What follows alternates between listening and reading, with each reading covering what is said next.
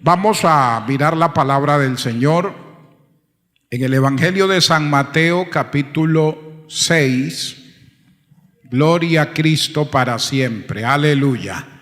Podemos seguir alabando al Señor, exaltando a nuestro Dios mientras buscamos la cita. Alabamos y glorificamos el nombre de Cristo. Aleluya. Bendito sea el nombre maravilloso del Señor. Gloria a Jesús.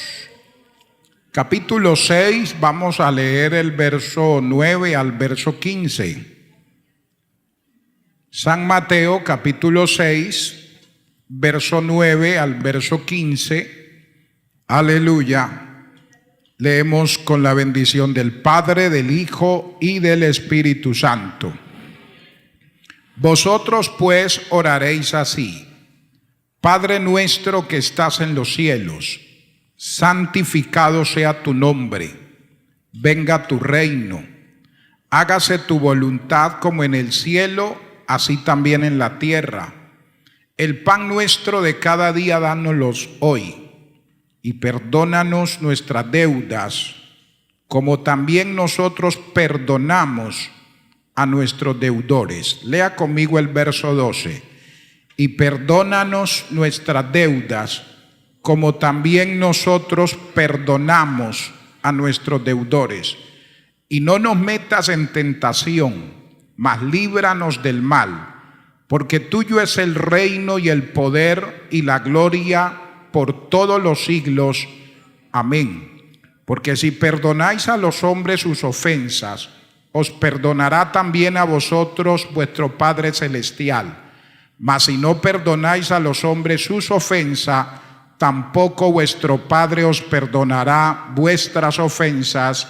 Amén. Señor, te damos gracias por tu inmenso amor y misericordia, por este privilegio inmerecido, Señor, que tú me concedes de poder estar delante de ti, delante de tu pueblo en esta hora, para ministrar tu palabra. Ruego, Padre Celestial, que tú nos bendigas una vez más a través de la misma. Tu palabra nunca vuelve vacía, que ella cumpla el propósito para el cual tú la envías, Señor, en esta hora. Que todos los que estamos aquí seamos edificados, los que siguen a través de las redes sociales, esta escuela dominical, este servicio familiar, que tú les bendigas también de manera especial. En el nombre de Jesús, muchas gracias. Amén. Gloria a Dios. Siéntese, hermano, por favor, tenga la bondad, pero no siente la alabanza. Que podamos seguir alabando al Señor, que podamos seguir glorificando el nombre de Cristo. Aleluya. Como sabemos, es algo espontáneo, voluntario, libre en nosotros para glorificar el nombre de nuestro Dios. Bueno, hermano, estamos llegando al epílogo de este estudio que hemos estado llevando a cabo sobre el Sermón del Monte. Hemos estado los días lunes compartiendo en especial este pasaje, pero algunos puntos, algunas enseñanzas de este Sermón del Monte hemos querido compartirla en las escuelas dominicales. Y hoy pues queremos hablar sobre una parte muy importante. Decíamos que la oración del Padre Nuestro, que es una oración que desde niños se nos enseñó a todos en nuestros hogares, pero la repetíamos ya como algo lo hacíamos ya como por costumbre, de rutina, porque se nos enseñó a hacerlo, pero ignorábamos el profundo contenido de la oración. El Señor no solo le estaba diciendo a los discípulos o le estaba enseñando una oración para que ellos la repitieran simplemente por repetirla, sino que cada parte, como hemos estado estudiando, de la oración del Padre Nuestro tiene un significado muy profundo, muy especial, y por eso se le conoce como la oración del Padre Nuestro, que es la manera en que más la conocemos nosotros. Se conoce también como la oración dominical, porque la enseñó el Señor, y se conoce también como la oración del discípulo, porque es el verdadero discípulo, el que se ha encontrado con Jesús, el que de verdad puede hacer esta oración, porque le va a dar el significado verdadero a ella. Decíamos también, a manera de introducción, que esta oración consta de 6 peticiones. 3 tienen que ver con Dios y 3 tienen que ver con el ser humano. Entonces decíamos, por ejemplo, la primera, cuando dice Padre nuestro que estás en los cielos, primera petición, santificado sea tu nombre. Ya hemos estudiado toda esa parte. Segunda petición, que tiene que ver con Dios, venga tu reino. Tercera petición, en el mismo verso 10, hágase tu voluntad. Luego vienen las 3 peticiones que tienen que ver con nosotros. Luego dice, verso 11, encontramos la primera, el pan nuestro de cada día, dánoslo hoy. Esa oración tiene que ver con todas nuestras necesidades, o sea que no es un delito que usted y yo le digamos al Señor, súpleme mis necesidades, provéeme. No es pecado que usted ore por su economía, que usted ore, porque a veces se nos ha enseñado también eso, que no, eso, pedir esas cosas, sí, pedir esas cosas no es necesario. Claro que sí es necesario. Usted y yo debemos orar para que Dios bendiga la economía de la casa, la economía del hogar, de la familia, que el Señor reprenda al devorador, que toda ruina, toda miseria de la casa se vaya en el nombre de Jesús, que el Señor nos abra puerta, que si usted emprende algún negocio, alguna actividad, que sea prosperada. Ese es el anhelo nuestro y es el anhelo de Dios también. Amén. Bendito sea el nombre del Señor. Esa petición tiene que ver con eso. Luego viene la segunda petición, que es la que vamos a estudiar hoy, que tiene que ver con nosotros. Y la segunda está en el verso 12, y perdónanos nuestras deudas, como también nosotros perdonamos a nuestros deudores. Y nos queda la última petición, y no nos metas en tentación. Esa la miraremos en otra escuela dominical con la ayuda del Señor.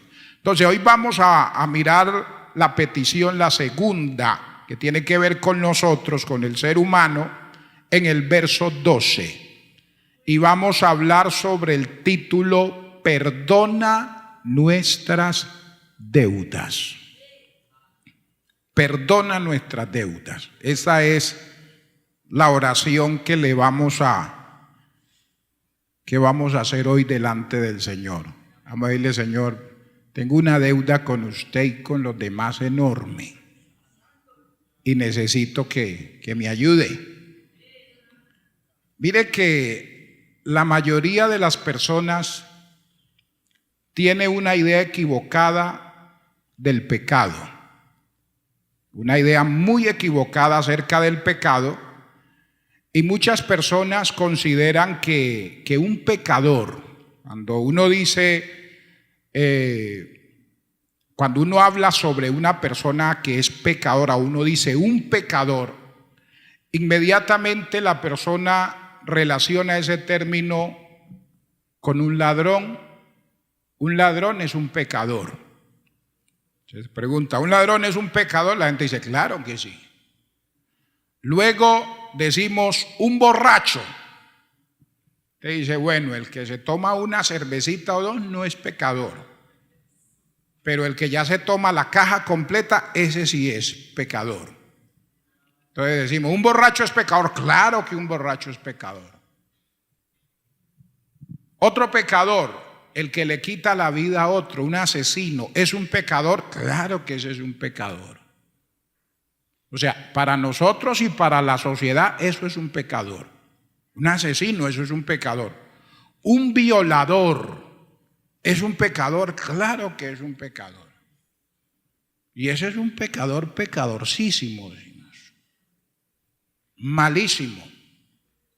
es un pecador. Un blasfemo es un pecador, claro que es un pecador. Y tenemos siempre ese concepto.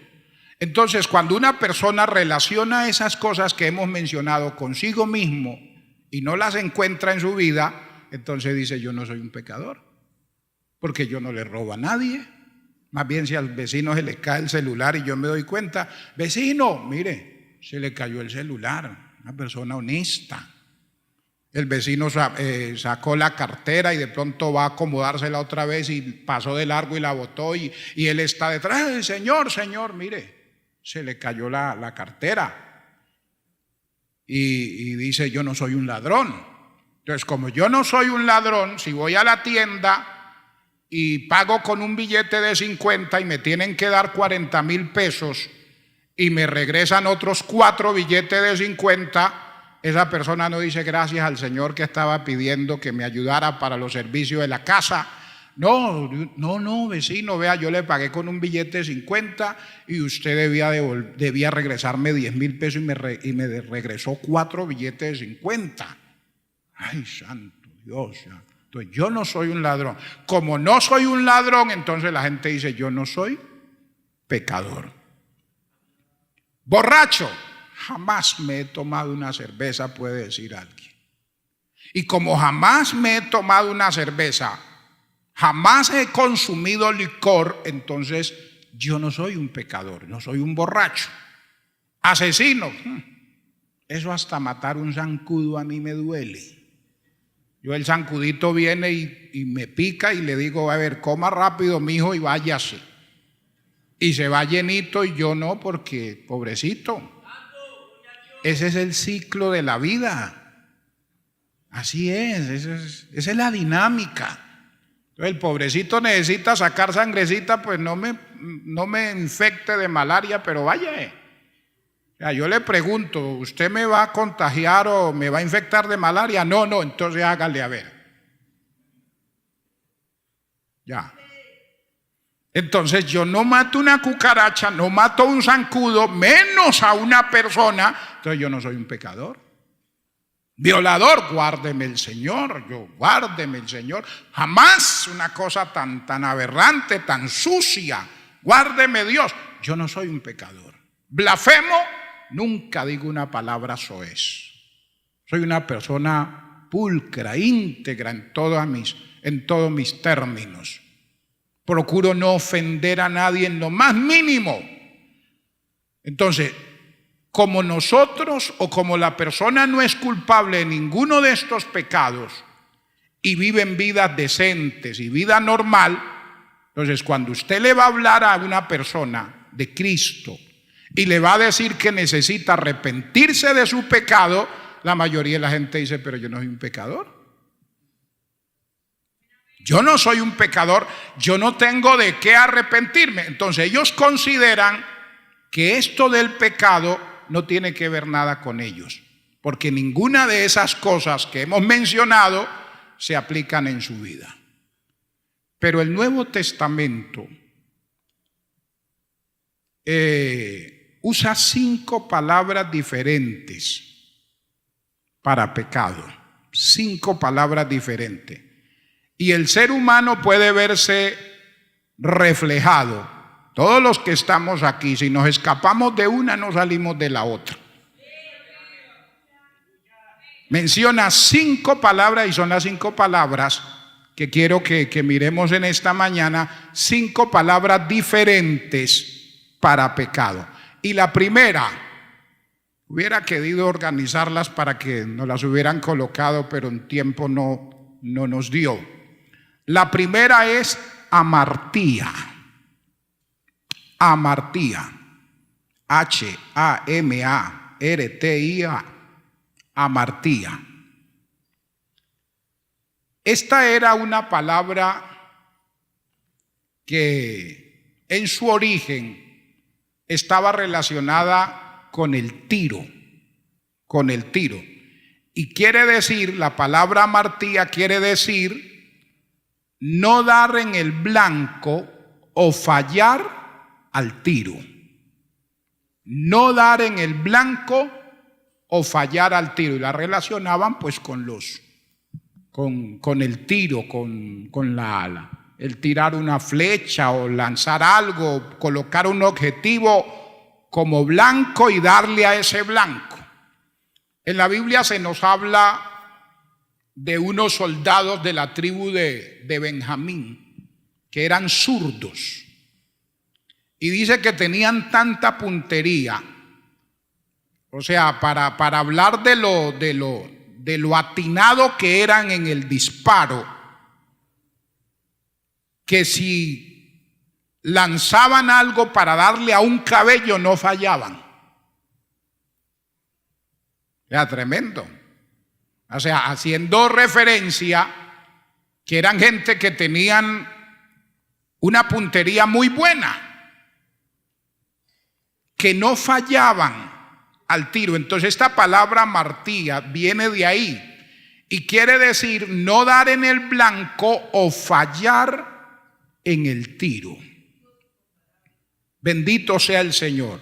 Entonces, por tanto, pecado es fallar en ser lo que nos habría sido posible y teníamos la capacidad para llegar a ser. ¿Qué es pecado entonces? Pecado es, reitero, es fallar en ser lo que habríamos sido capaz de ser, porque Dios nos había preparado para eso y teníamos la capacidad para llegar a ser eso. O sea, por decir, Dios escoge a una persona para que cumpla un propósito. Y cuando esa persona no cumple ese propósito para el cual Dios lo escogió, esa persona está fallando al tiro. No está dando en el blanco. Y uno de esos ejemplos es el caso del rey Saúl. Israel pidió rey y Dios escogió a Saúl. Dios lo escogió. Ya después, lamentablemente, las situaciones que pasaron con él son otras cosas, pero Dios escogió a Saúl. Pero esto se aplica a Saúl, ¿por qué? Porque Dios había escogido a Saúl para que fuera el rey de su pueblo y cumpliera los propósitos de Dios en medio de ellos. Pero lamentablemente Saúl le falló a Dios y falló en cumplir ese propósito para el cual Dios lo había escogido a él. O sea, falló, no dio en el blanco. Miren lo que dice el primer libro de Samuel.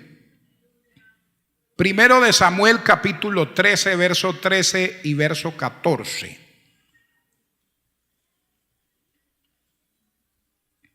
Dice: entonces Samuel dijo a Saúl: locamente has hecho, no guardaste el mandamiento de Jehová tu Dios, que él te había ordenado. Pues ahora Jehová hubiera confirmado, oiga esto, hubiera confirmado tu reino sobre Israel. ¿Para cuándo? Para siempre. O sea, Dios no estaba jugando con Saúl, había un propósito de Dios definido con él. Pero Dios necesitaba probar la obediencia de Saúl y lo envía a destruir a los amalecitas. No deje de ellos absolutamente nada, cabe con todo, con todo, con todo.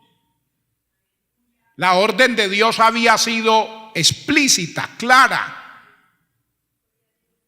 Esa era la función que él tenía que cumplir, era el deber de él, era dar a ese blanco. Y tenía la capacidad para hacerlo. O sea, no fue que simplemente Dios le dijo, vaya. No, Dios lo había capacitado en todos los sentidos para que cumpliera esa misión. De hecho fue, pero él falló, hermanos. Bendito sea el Señor. Entonces eso es amartía. Pecado es fallar en lo que se nos habría sido posible aleluya, y teníamos la capacidad para llegar a ser. Y ese fue el caso de Saúl. Leo nuevamente. Entonces Samuel dijo a Saúl: locamente has hecho, no guardaste el mandamiento de Jehová tu Dios, que él te había ordenado. Pues ahora Jehová hubiera confirmado tu reino sobre Israel para siempre. Mas ahora tu reino no será duradero. Jehová se ha buscado un varón conforme a su corazón, al cual Jehová ha designado para que sea príncipe sobre su pueblo, por cuanto tú no has guardado lo que Jehová te mandó. Bendito sea el nombre del Señor. Entonces, hermanos, cuando uno piensa en esto,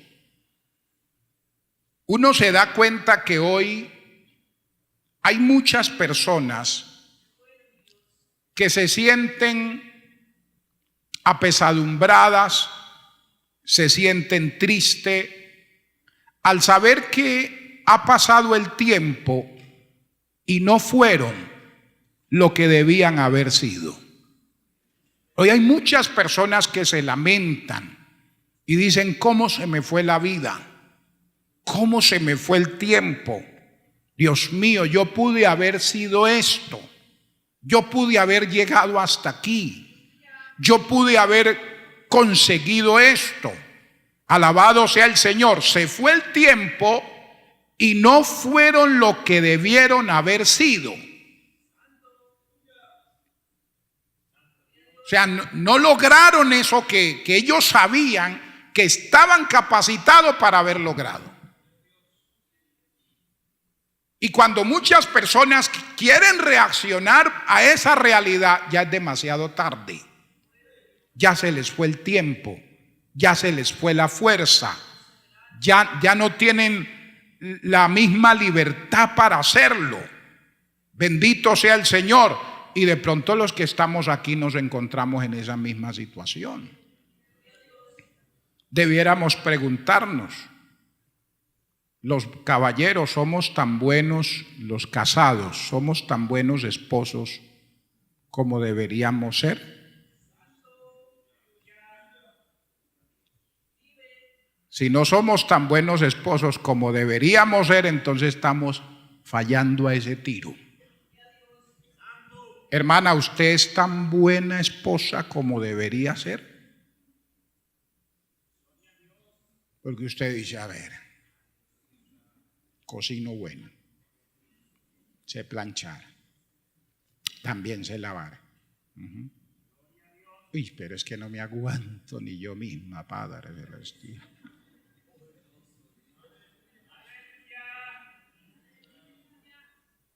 O sea, cuando uno de verdad comienza a analizar, ¿de verdad soy el esposo que debería ser?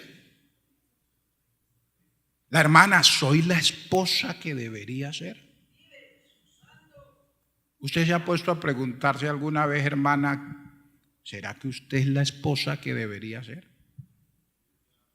Usted puede ser mejor esposa que lo que ha sido hasta ahora.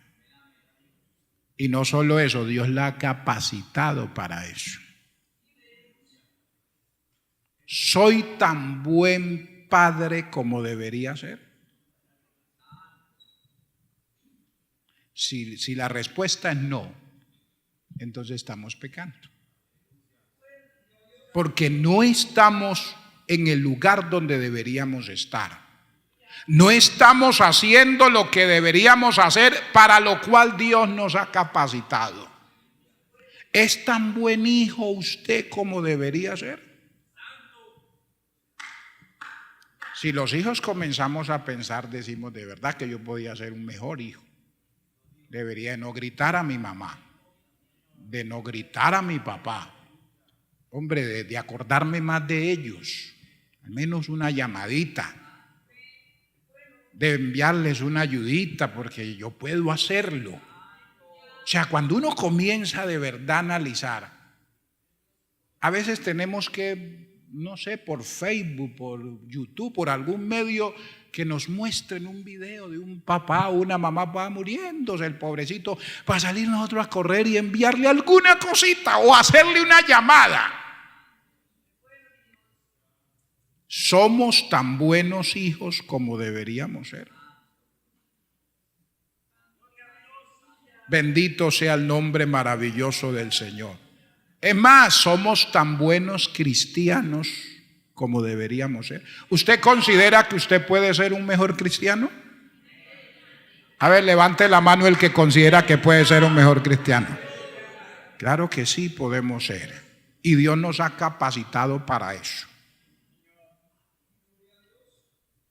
Dios nos ha capacitado para eso. Entonces, cuando nos damos cuenta que pecado quiere decir errar al blanco y que hemos errado en ser lo que teníamos la capacidad de ser, entonces está claro que todos nosotros somos pecadores. Porque no estamos siendo lo que teníamos la capacidad de ser. Eso es amartía. Bendito sea el Señor. Otra palabra para pecado que se usa en el Nuevo Testamento es parábasis. Todas estas son palabras griegas, parábasis. Y parábasis quiere decir traspasar. Parábasis quiere decir traspasar. El diccionario pastoral define esta palabra como transgresión de una ley. Pasar la raya o traspasar o transgresión de una ley. En la primera carta del apóstol Pablo a Timoteo, el capítulo 2, verso 14, dice, hablando de esta palabra, y Adán no fue engañado, sino que la mujer siendo engañada incurrió, ahí está la palabra parábasis, en transgresión, o sea, traspasó los límites.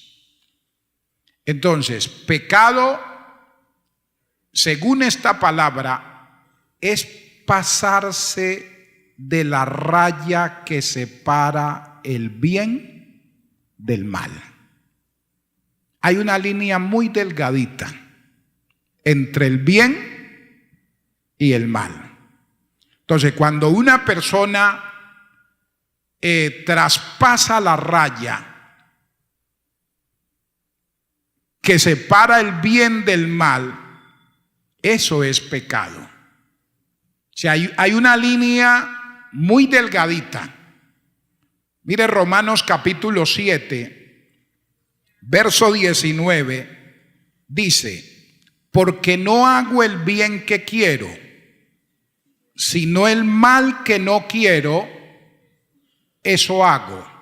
Porque no hago el bien que quiero, sino el mal que no quiero, eso hago. Y es una lucha, porque nosotros sabemos hacer el bien. Dios nos ha capacitado para hacer lo bueno, para hacer lo correcto, para hacer lo que agrada a Dios. Y sabemos qué es lo que agrada a Dios y qué es lo que debemos hacer, pero ¿cuánto nos cuesta hacerlo? ¿Cuánto nos cuesta hacerlo? O sea, nos cuesta de verdad hacer lo agradable delante del Señor. Bendito sea el Señor. Entonces, mire que hay una línea que divide la honestidad de la deshonestidad. Esa línea es muy delgadita. Estoy aquí al lado de la honestidad, pero es muy fácil pasarme al lado deshonesto. Pregunta: ¿no ha habido nunca en nuestras vidas ningún detalle deshonesto? O sea, se dice pasar la raya. Yo digo, a mí me dicen, usted es honesto. Claro que soy honesto. La pregunta es, ¿no ha habido nunca en mi vida o en nuestra vida un detalle deshonesto?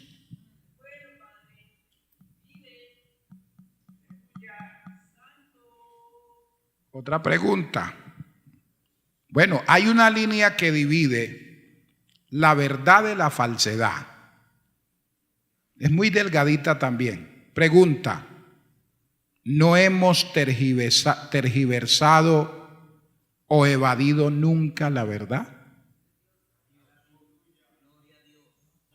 ¿Nunca hemos dicho algo que no es correcto? ¿Nunca hemos dicho algo falso?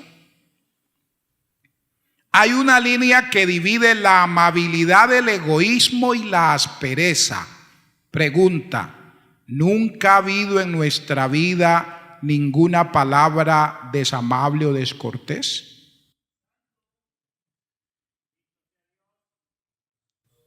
Entonces, cuando pensamos en todos estos términos, nos damos cuenta que no hay ninguno que se haya mantenido siempre del lado debido de la línea divisoria.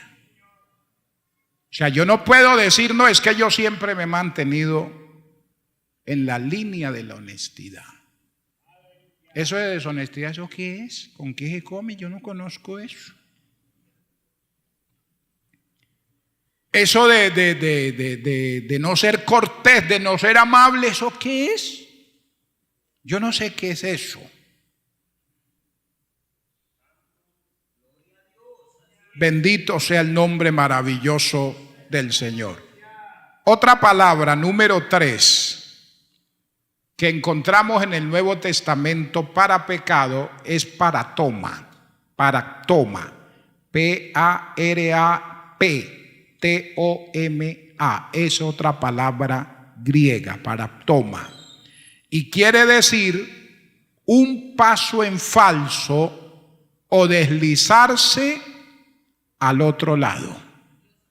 Eso quiere decir esta palabra, paratoma, que quiere decir un paso en falso o deslizarse al otro lado. Y esta palabra dice que ese paso en falso se da o en un paso o en un piso resbaladizo o en un piso helado. Entonces, uno se puede deslizar o puede pasarse al otro lado. ¿Por qué? Porque el piso está mojado, le echó jabón y se patinó. O en un piso helado. O sea, en un piso helado usted se tira y eso avanza rápido. Pero mire que hay aquí hay un juego de palabras. Porque este término habla de un paso que se da rápido. O sea, yo me puedo deslizar de manera rápida o me puedo caer muy rápido por el piso mojado. Todos los que lamentablemente hemos tenido la experiencia de darnos un tiestazo. Eso, hermano, a veces uno no se da cuenta ni a qué hora. Cuando usted se dio cuenta fue ya el porrazo, el golpe para los que siguen la transmisión, la caída. Si usted uno va entretenido, eso es como si le hubieran agarrado uno los piecitos y así de parar, golpe bravo, fuerte. O usted se desliza y ahí va, y uno a veces ve a alguien y sangre de Cristo, guárdalo, Señor, y la persona vaya que sí, que ya, que se cae y usted ve que corre. ¿No le ha pasado? Que se ha tropezado uno con algo y no puede uno manejar el equilibrio, no, ha perdido uno el control. Y depende ahí de verdad de la gracia de Dios, la misericordia del Señor. Que uno va que ya se cae, que no se cae, el otro está que no se caiga y el otro que se caiga. Y usted va ahí que hasta que o logra estabilizarse o allá se fue el hermano.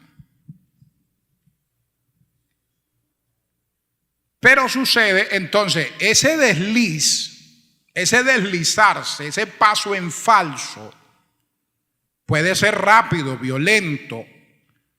Pero Hebreos capítulo 2, verso 1 nos habla de deslizarnos pero este deslizarse es diferente. Dice, por tanto, es necesario que con más diligencia atendamos a las cosas que hemos oído, o sea, la palabra, la enseñanza, no sea que nos deslicemos. O sea, que a veces de manera abrupta uno puede pasar al otro lado, pero a veces uno se puede deslizar y pasarse al otro lado de una manera tan sigilosa, tan lenta, que uno a veces no se da cuenta. Es el término que usa aquí en hebreo. Que cuando usted se dio cuenta, y yo, ¿qué hago aquí? Ya está en el otro lado. Y lo usan, yo creo que lo hemos hablado en alguna ocasión, este término se usa para referirse a las embarcaciones que se amarran en los puertos y el vaivén de las olas. El vaivén. No es para que usted duerma, ¿no? Es el vaivén de las olas. Hacen que el amarre se va soltando y la embarcación se va. Y como el mar no está embravecido, entonces es tan leve que cuando la persona reacciona ya la canoa se fue, la embarcación se fue. Por ejemplo, en el río Amazonas, cuando uno va y visita por ahí a los hermanos en el Amazonas, hay muchas casas que son flotantes. Hay casa flotante, hay tiendas flotantes, hay supermercados flotantes. Vaya al Amazonas y los va a ver. Hay venta de gasolina flotante. Están sobre balsas. Y me decía una de las hermanas en ese lugar, no, a veces hay casa que ha tocado ir a buscar por allá, ya llegando a Perú, pues eso es frontera de Perú y Brasil. Arrancan o alguien la suelta y por hacerle la maldad a los otros están dormidos y es una casa completa, hermano. 2, 3 habitaciones, depende de lo que la quieran hacer, la hacen con todas sus cosas. Como la casita que usted tiene, pero en el agua, encima de unas balsas grandes. Y sueltan las amarras y se va a la casa. Cuando la gente se despierta al otro día para ir a sus quehaceres, están por allá viajando. Allá sí se puede viajar con la casa. Entonces no es una casa rodante, sino navegante. Una casa viajera. Entonces habla de ese deslizarse, o sea, la idea que se da aquí, cuando se usa este término de deslizarse, paractoma, es de alguien que se ha desviado del camino y se ha desviado de un conjunto de pautas morales. O sea, este es un asunto de alguien que se sale del camino de donde está. Pero ojo que este término también habla de algo que sucede de manera inesperada, pero de algo que sucede sobre todo de manera voluntaria. O sea que esta persona se desliza al otro lado, pero lo hace de manera consciente. Lo hace de manera voluntaria. O sea, sé que esto no está bien, pero lo quiero hacer. Y para esto, por ejemplo, se usa el pasaje del hijo pródigo, del joven que conscientemente abandona el hogar, deja a su padre, y todos nosotros conocemos la historia. Pero luego vemos también que esta persona, así como voluntariamente decidió abandonar el hogar del padre, voluntariamente decide volver. O sea, las consecuencias de pasarse al otro lado, de deslizarse, las consecuencias que sufrió lo llevaron a reaccionar y lo llevaron a volver otra vez al camino que había dejado anteriormente. Bendito sea el nombre maravilloso del Señor. Que el Señor nos ayude, ¿verdad? Porque corremos el riesgo de deslizarnos y de pasarnos al otro lado, pero que podamos reaccionar a tiempo y podamos volver al camino a hacer la voluntad de Dios para nuestras vidas. ¿Cuánto le damos gloria al Señor? Aleluya. O sea, hermano, hay cosas en nosotros que nos pueden hacer perder el equilibrio. Ya, usted y yo estamos aquí en la línea correcta. Servir a Dios es lo correcto. Hacer la voluntad de Dios es lo correcto. Haber recibido a Cristo como nuestro Salvador es lo correcto. Vivir para Dios es lo correcto. Alabado sea el nombre del Señor. Pero una y otra vez hay algo en nosotros que nos puede hacer perder el equilibrio. Un impulso, una pasión desordenada. Bueno, hay tantas cosas, hermanos,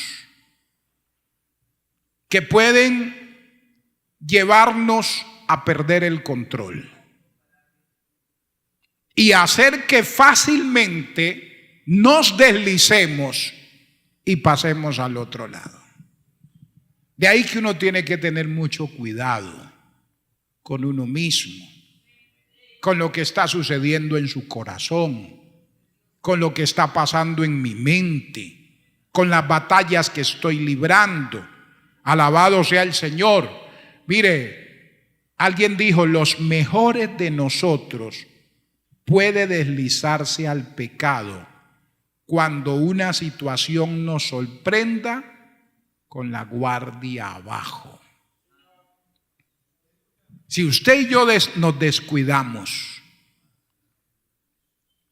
nos puede sorprender algo, alguna situación, una tentación, y nos puede tomar con las alas caídas, con la guardia abajo. Y eso nos puede llevar a perder el control de nosotros mismos. Porque hay un límite entre el agradar a Dios, el control con la tentación, con lo que está pasando en mi vida. Hay un punto hasta donde yo puedo decir ya. Sí, hermano, con todo. Con una tentación, con un pecado, con lo que sea. Hay un lugar hasta donde yo puedo decir paro ahí. Pero si me descuido, puedo pasar la línea y puedo perder el control y llegar a un punto sin retorno, donde ya por más que quiera, no puedo regresar. Ya mi voluntad ha perdido la fuerza. Ya mi voluntad se ha debilitado. Mi voluntad ha cedido a tal grado, hermano, que ya no soy capaz. Que por más que quiera reaccionar y quiera regresar al camino, ya es demasiado tarde. Entonces uno no puede jugar con la tentación. Yo no puedo jugar con el pecado. No puedo jugar con aquellas cosas que me van a llevar a pasar la línea, a pasar la raya. Bendito sea el Señor. Entonces, los mejores de nosotros, los mejores, se puede deslizar en cualquier momento. Por eso, 1 Corintios capítulo 10, verso 11 y verso 12, dice, y estas cosas, hablando de Israel, les acontecieron y están escritas para amonestarnos a nosotros. O sea, para que no hagamos las cosas que ellos hicieron. Y luego dice el verso 12, porque el que piensa estar firme, ¿cuántos estamos firmes? Ay, Padre. Bueno, entonces voy a cambiar la pregunta. ¿Cuántos pensamos estar firmes?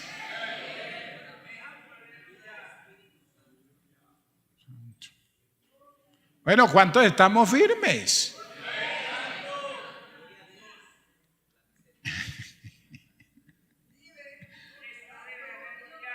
A ver, ¿cuántos están firmes? Los felicito. Bueno, el texto dice, el que piensa.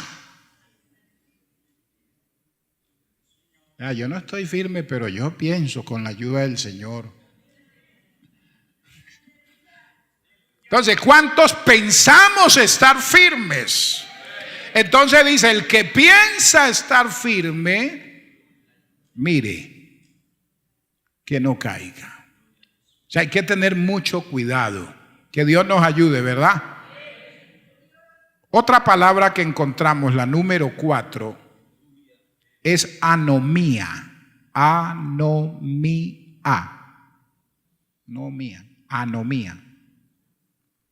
Quiere decir ilegalidad.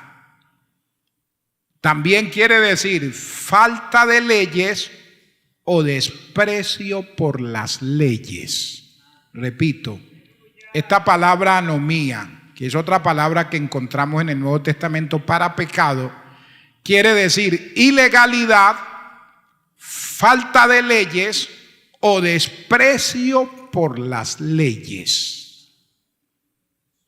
Mire lo que dice Jueces capítulo 17, verso 6. Dice, en aquellos días no había rey en Israel. Cada uno hacía lo que bien le parecía. Jueces 17, 6. La Biblia, la Nueva Traducción Viviente, este mismo texto dice de la siguiente manera: en esos días Israel no tenía rey. Cada uno hacía lo que le parecía correcto según su propio criterio. Lo leo nuevamente, Nueva Versión o Traducción Viviente. En esos días Israel no tenía rey.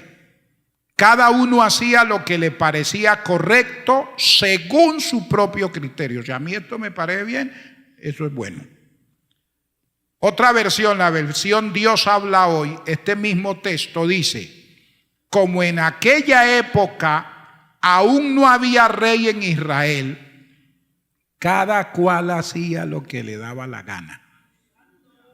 Así dice esa versión.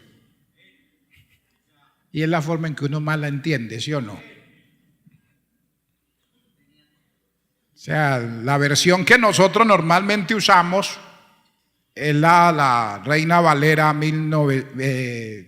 del 60, y es la que dice, en aquellos días no había rey en Israel, cada uno hacía lo que bien le parecía. La otra, en esos días Israel no tenía rey, cada uno hacía lo que le parecía correcto según su propio criterio.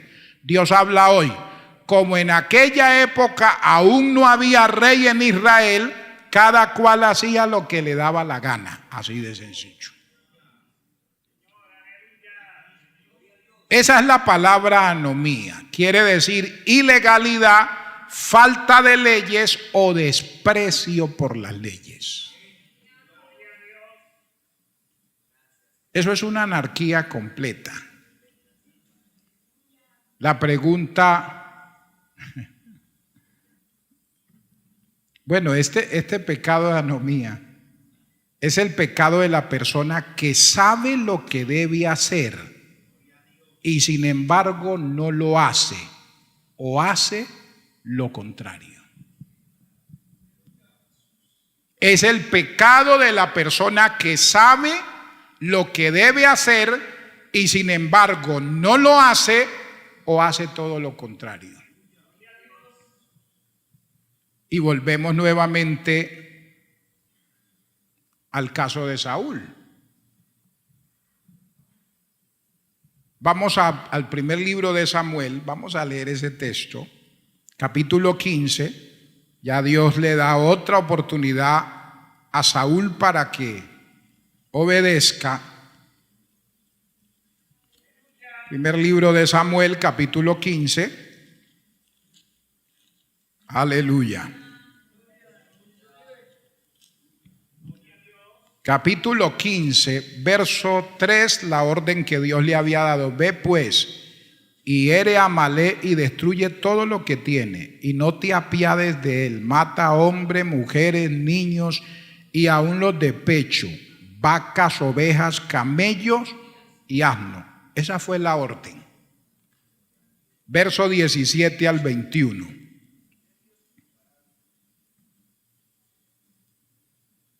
Y dijo Samuel: aunque eras pequeño en tus propios ojos, ¿no has sido hecho jefe de las tribus de Israel, y Jehová te ha ungido por rey sobre Israel? Y Jehová te envió en misión, oiga esto, y dijo: ve, destruye a los pecadores de Amalec y hazle guerra hasta que los acabes.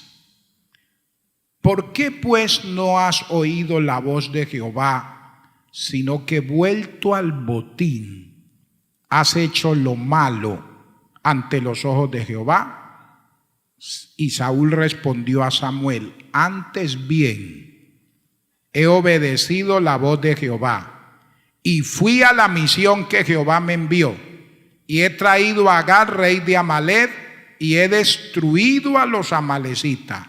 Mas el pueblo tomó del botín ovejas y vacas, las primicias del anatema, para ofrecer sacrificio a Jehová tu Dios en Gilgal.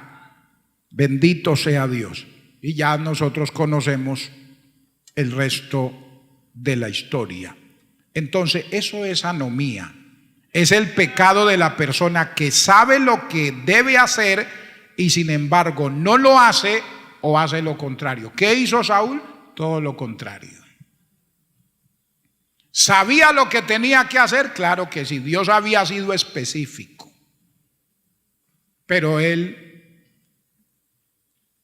hizo lo que a él mejor le parecía y lo que él consideraba que era lo mejor que le parecía al pueblo. Santiago capítulo 4 verso 17 dice que el que sabe hacer lo bueno y no lo hace, le es pecado. Eso es anomía. O sea, él tenía claro qué era lo que tenía que hacer. Bendito sea el nombre del Señor, pero hace todo lo contrario. Esta anomía es el pecado de la persona que conoce la ley, pero la quebranta. Eso no se debe hacer, sí, pero yo quiero hacerlo, ¿y qué? ¿Cuánto no cometemos anomía cuando vamos conduciendo el vehículo, la moto? No se pasa el semáforo en rojo, pero se lo pasa. Y es un hermano de la iglesia, y eso es pecado. Eso se llama anomía. Cuando usted vaya y vea a un hermano que se pasa el semáforo en rojo, hermano, eso es anomía. Los demás dirán: ¿eso qué es?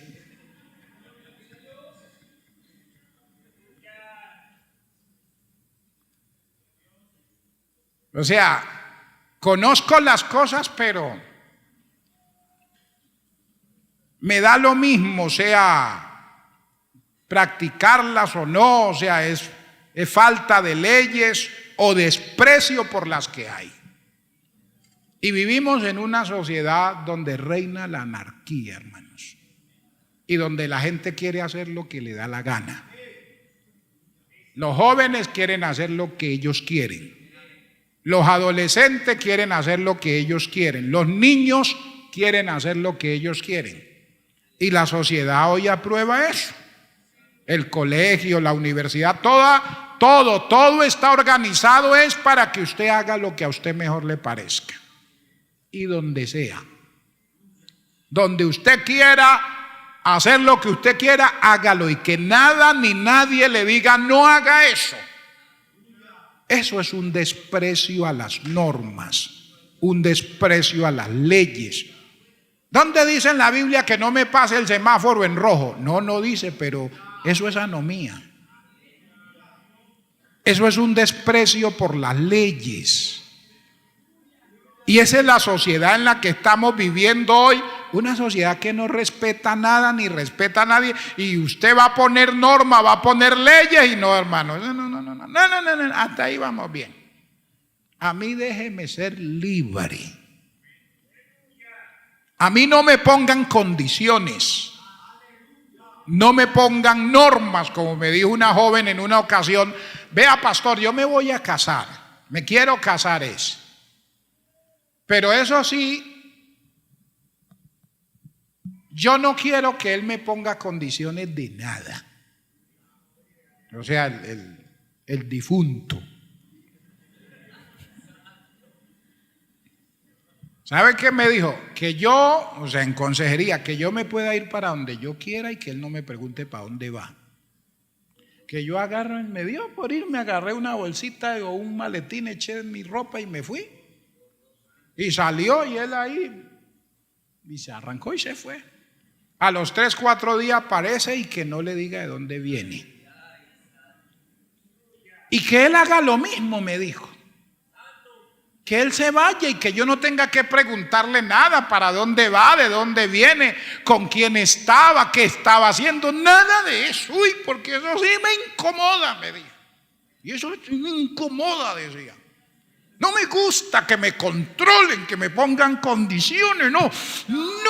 Y así yo le dije: cálmese. Ya me estaba estresando a mí. Le dije: le voy a dar un consejo sencillo. Por amor a Dios, no se case.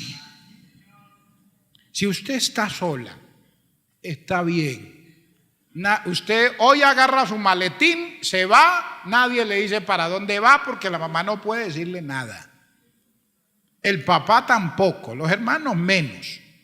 Y regresa cuando quiere y arranca y se va otra vez y es feliz. Entonces, ¿para qué va a amargar la vida? ¿Y para qué le va a amargar la vida a ese pobre hombre? Otro consejo: es que yo lo amo. Mire, usted no sabe qué es eso, le dije. Ahora, si eso va a ser así, le voy a dar otro consejo: dígale a él eso, que él con tiempo lo sepa.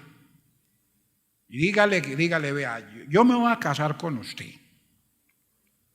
Primera condición: yo me voy a ir para donde yo quiera, cuando yo quiera, a la hora que quiera, y usted no me va a decir absolutamente nada. ¿Estamos o no estamos? Y si ya él le dice que sí, que él la arregla en el camino y que en el camino usted cambia, está bien. Y luego me dice: ¿usted haría el favor de casarme?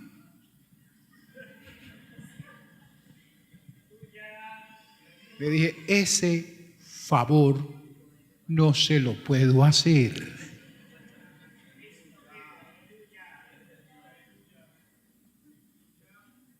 Porque el asunto era que no, es que yo quiero. Es que, hermano, una cosa diabólica. Y usted viera, dijo: no, es que yo quiero que usted me case. Le dije: ¿y si no quiero? O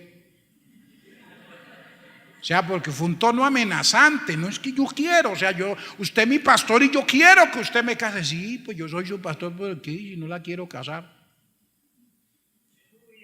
Dije: bajo esas condiciones yo no me embarco en ese funeral, le dije. Qué pena, le dije. Quédese sola. Y le voy a dar otro consejo: al menos dígale al muchacho que venga a hablar conmigo. Le dijo: eso jamás, me dijo.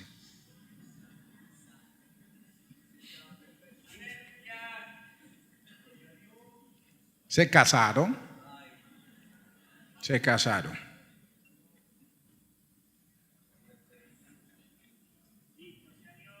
Hay gente que yo no sé qué les pasa, ¿no?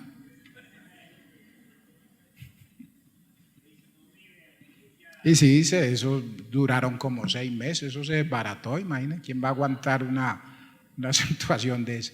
Entonces, pero esa es la sociedad en la que vivimos. O sea, usted no puede poner normas para nada, hermano. Nada. Vaya, ponga normas en su casa, dígale al niño: vea, papito, me hace el favor y esos zapatos no me los deja y eso es allá. La voy a demandar, o yo. Sígame gritando y verá que la demando. Recójame los zapatos más bien. Y así es ahora. Así es ahora. Que el Señor nos ayude, ¿verdad? Bendito sea el Señor. Ese irrespeto, hermano, a las autoridades. Y aún de hermanos de la iglesia ven un policía y ¿qué tombo? ¿Y qué? Y lo tratan de cualquier manera. Hermano, un cristiano tiene que ser respetuoso de las autoridades. ¿Qué? Y groseros, hermanos, groseros con una autoridad. Y no. Si les toca bajarse del carro y carearse con el policía de tránsito, ¿qué? No llevo el tecnomecánico ni llevo el SOA, usted verá, ¿qué va a hacer? Hágale a ver en el nombre de Jesús, hágale. Esos son los hermanitos que tenemos ahora en la iglesia. Y hermanos que se le ponen al frente al que sea. Y no nos gustan reglas ni normas. No monte el pie a la silla. ¿Qué cuenta?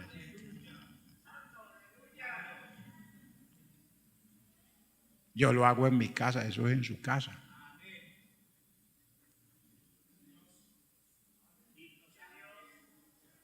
O sea, a uno le preocupa. Que Dios nos ayude, hermano.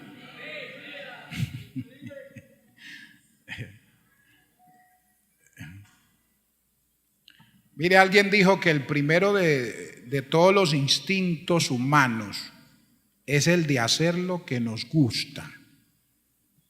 Y por ello nos vemos tentados a saltarnos las normas y a desafiar las leyes. O sea, mi naturaleza caída me lleva a hacer lo que a mí me gusta. Y si eso me gusta a mí no me importa que pongan leyes, que pongan normas. Sí, porque si ya, a mí me gusta, ¿y qué? Tremendo. Que Dios nos ayude, hermanos. Que Dios nos ayude. Estaba ahí en la 27, ya sabe, las marchas y todas las cosas que se forman. Había, siempre eso cada vez que anuncian una marcha es un paro. Ya la puerta de la iglesia, la 27, se prepara para que la pinten. Eso, la marcha es por decir el miércoles y vienen y la pintan el martes o el lunes. Y colocan grafitis y cosas ahí. Entonces un día estaba yo en ayuno en el templo cuando escuché el ruido y dije, voy a salir a la puerta porque no me pinten, no la habían pintado. Entonces salgo y abro la puerta y me paro ahí porque me no pasan y me dejan a mí el otro pedacito.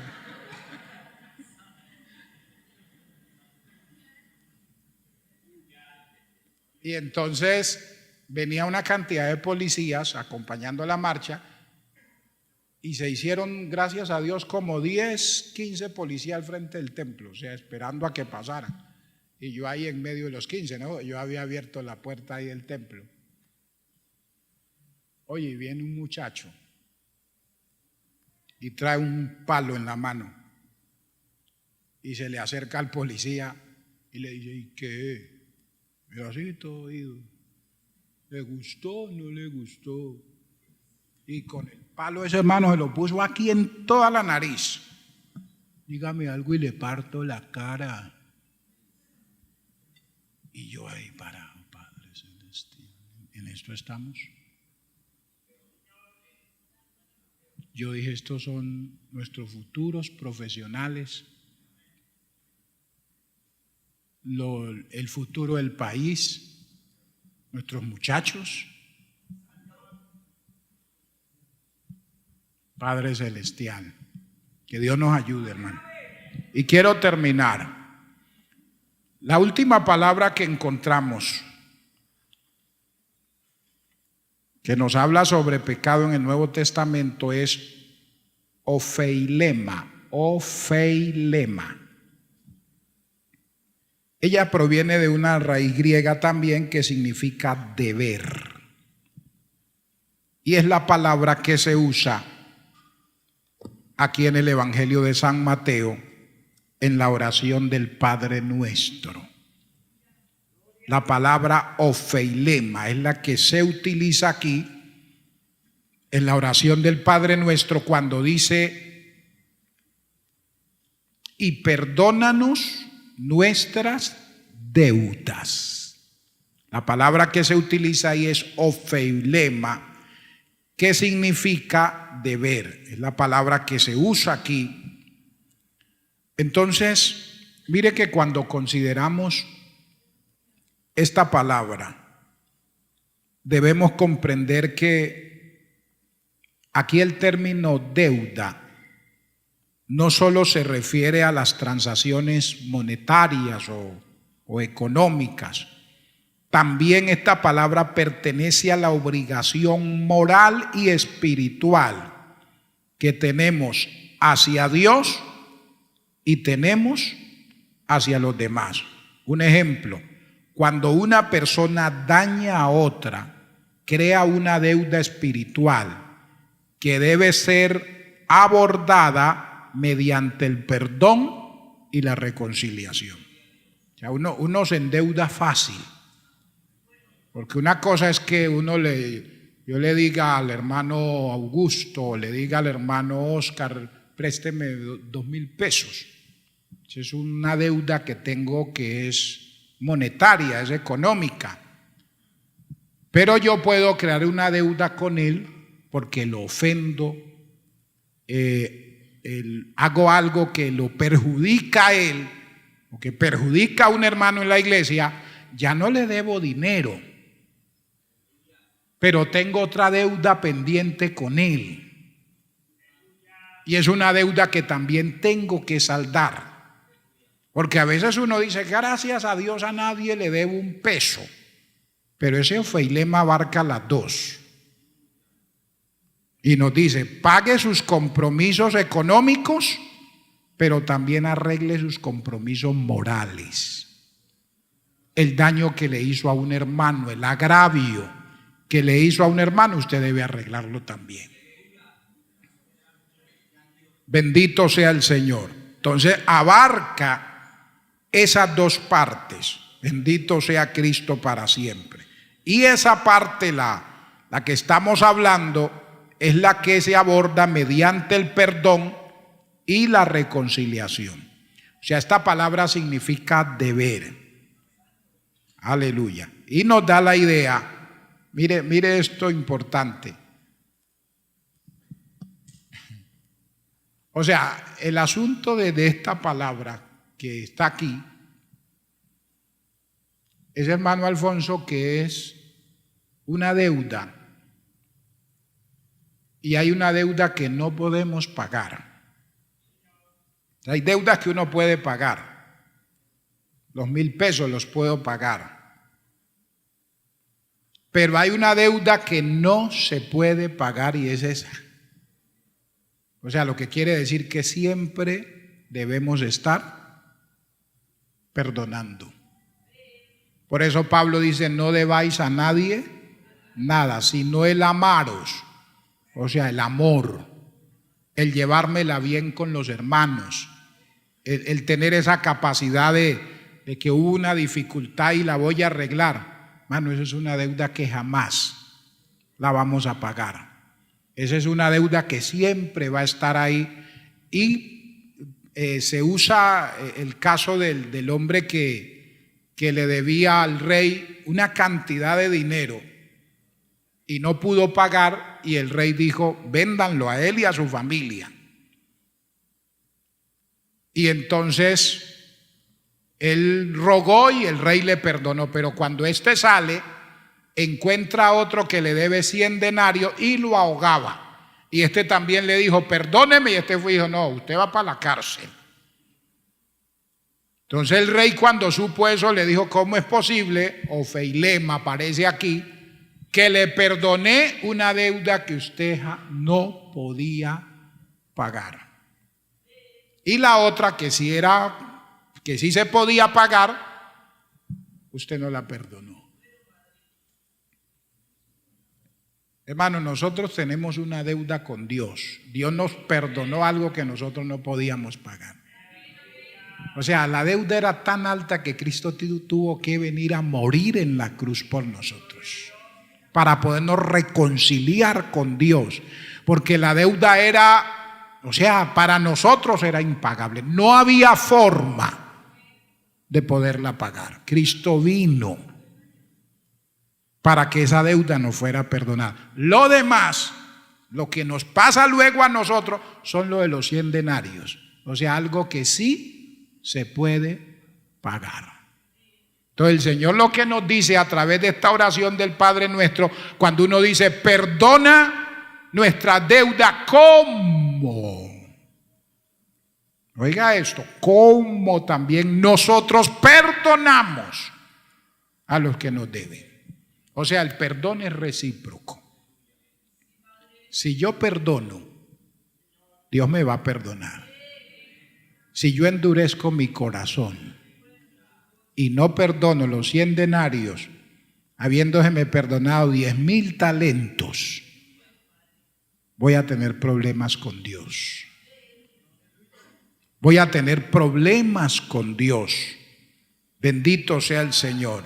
Entonces la pregunta es, ¿habrá alguien que pueda decir que ha cumplido plenamente su deber de estar en paz con Dios y con los demás? Entonces, cuando uno se da cuenta, uno dice, pero es que estoy metido en todas. Entonces sí debemos hacer esta oración.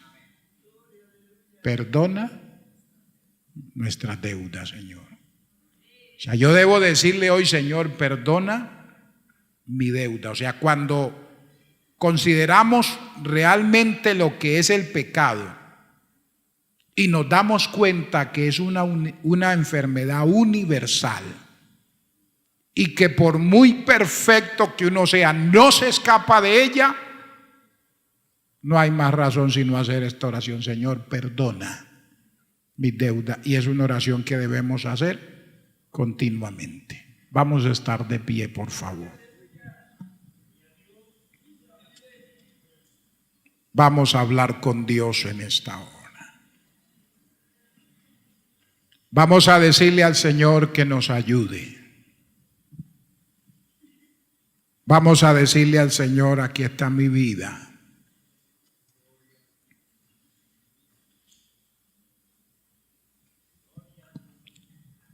No es solo el que comete el delito de quitarle a otro sus pertenencias el que es un pecador.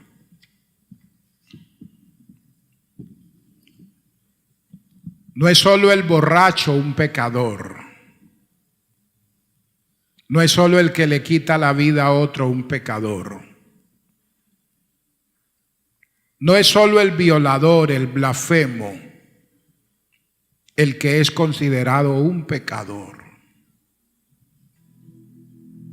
Cuando miramos detenidamente la palabra,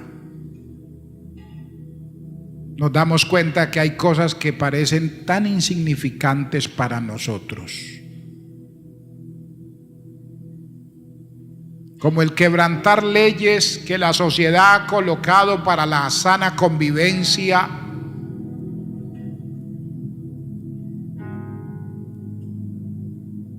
y nos parece que no es un problema.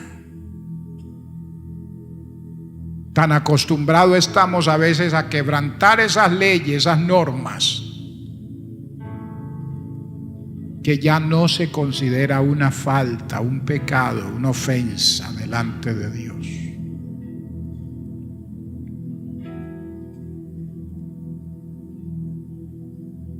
Soy honesto en estar al día con todos mis compromisos económicos.